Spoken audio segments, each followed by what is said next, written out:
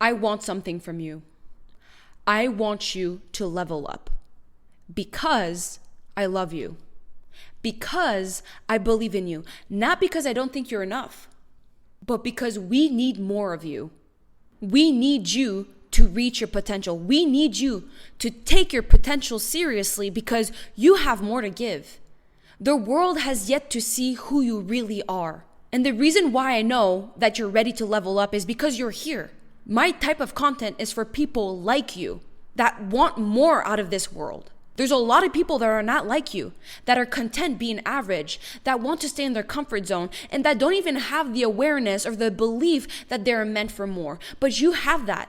And if you settle for less, you're never going to be fully satisfied with life because you know you'll be selling yourself short. If you keep ignoring that little voice inside of you that knows that you have more to give, that you have more to offer, that you have bigger plans for yourself, you're not going to ever feel fulfilled. And the way to go about this, it's very simple. You need to make one type of investment. Invest in your self-improvement. I like to use also personal growth. But self-improvement is this huge world that you and I both are very familiar with. And we both know that it can be toxic.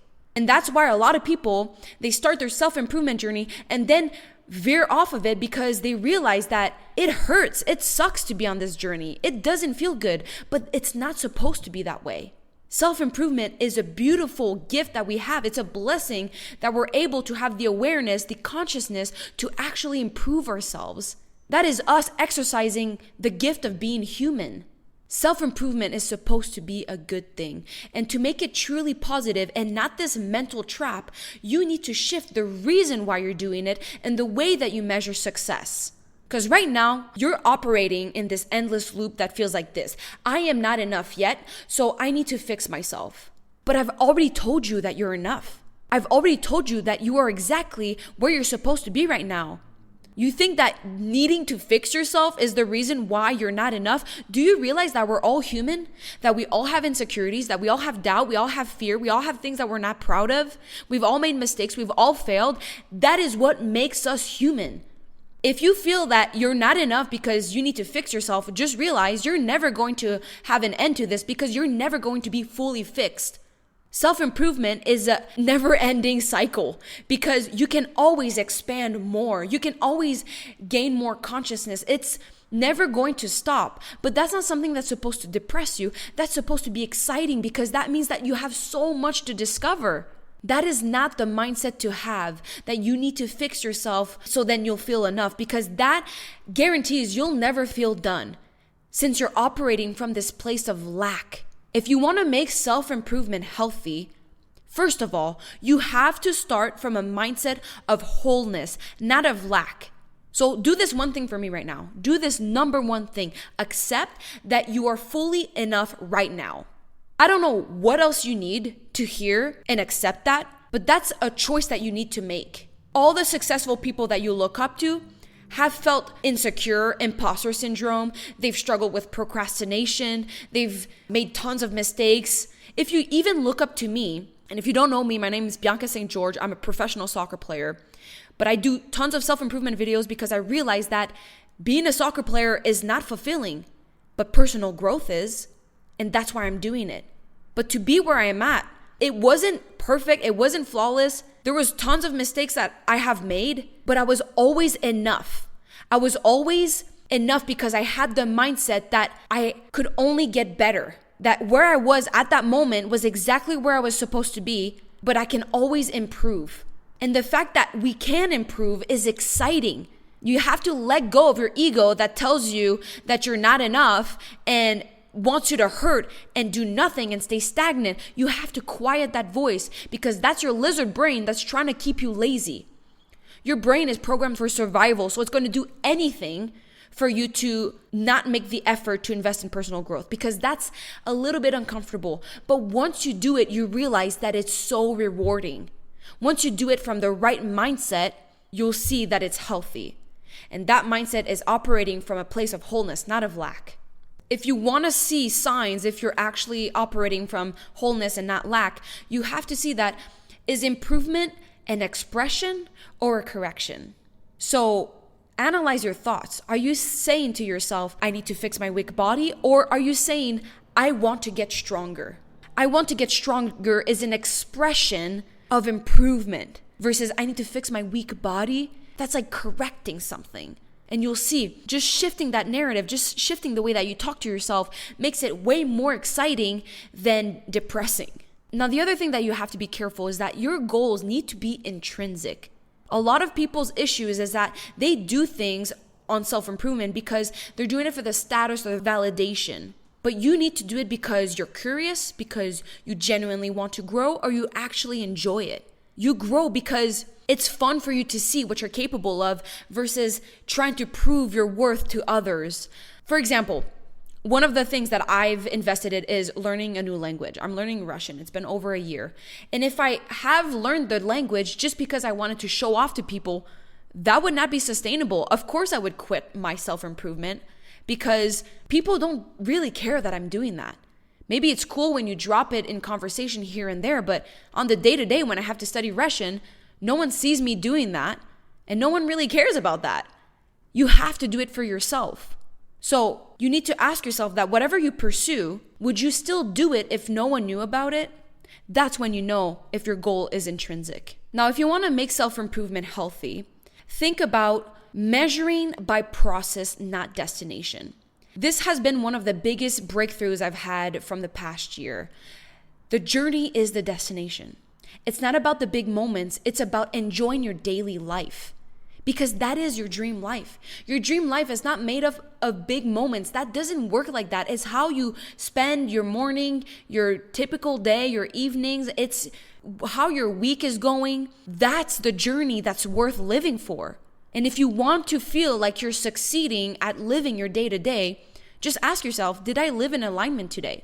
Being in alignment is basically living true to your values, true to your desires, true to what you care about. Not doing things because you saw it on TikTok and you want to copy other people, or your parents told you to do this, or teachers and friends are doing things and you just feel like you have to do the same thing. You need to ask yourself, what do you actually genuinely care about? What do you want out of life?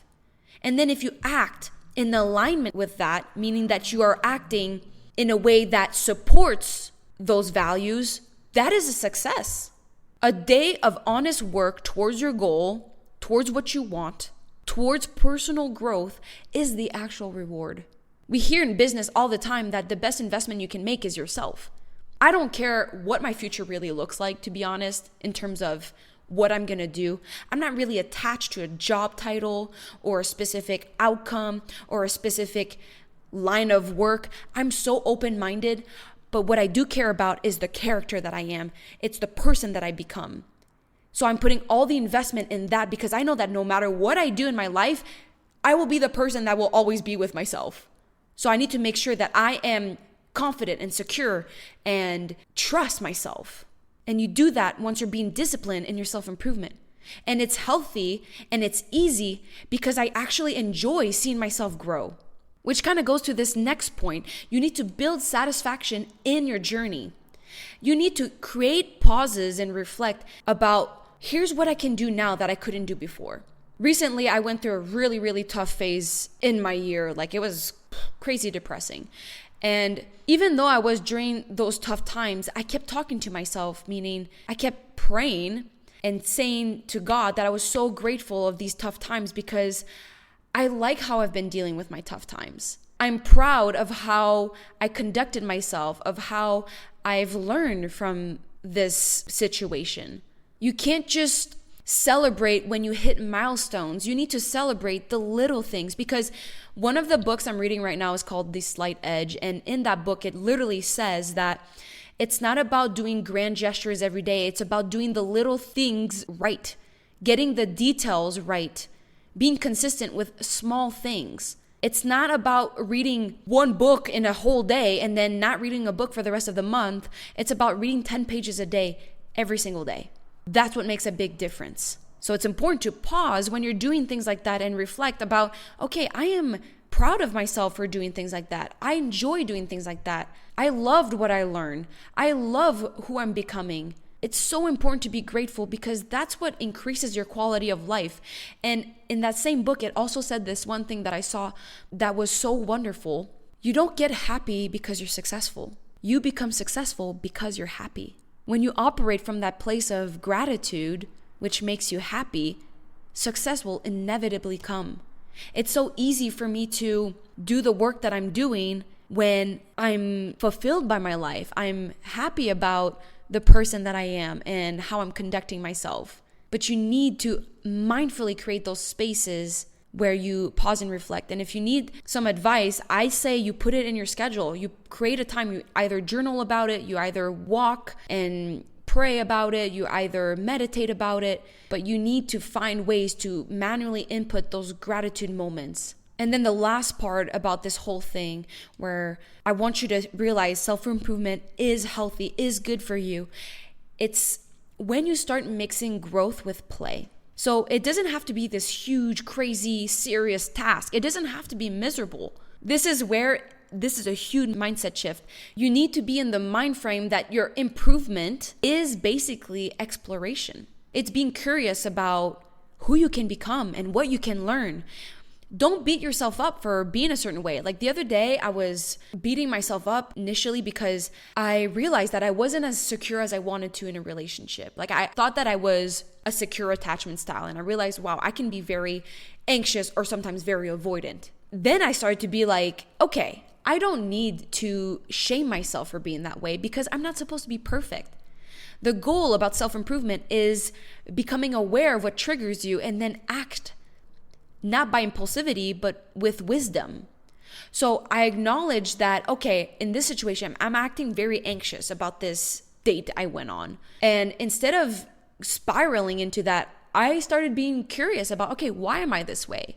And what can I learn about myself? How can I do different?